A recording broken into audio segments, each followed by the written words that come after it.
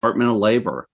What do you want that environment to look like? What do you expect it to look like? What are you planning on having it look like 2 to 3 years from now as you've implemented shared services, et cetera?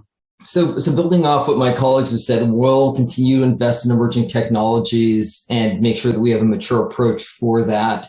I will say that I think key foundationally to do this will be the need to continue to invest in innovation and emerging tech to help solve our problems.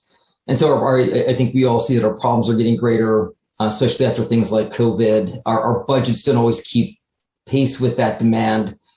And so there's going to be this continued focus on how do we do more with less, faster, better, cheaper. Part of this is this requires a continued focus on innovation and taking some new approaches to our old problems and recognizing the need to invest in that.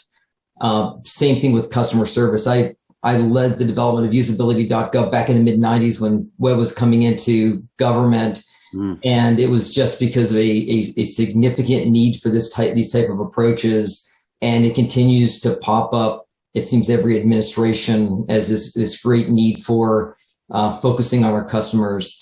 The other thing I just note also I think is important is doing this in a responsible way. So as we consider new tech, we evaluate the impact on our programs. We also need to think about how does it affect people?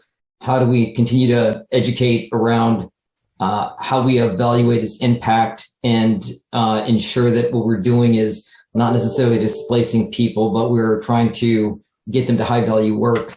We're not trying to put out models that aren't necessarily evaluated for their intended impact, but that we are doing that as well. So I think that responsibility piece is something that is going to mature and we hope to see in a couple of years continue to strengthen. Right.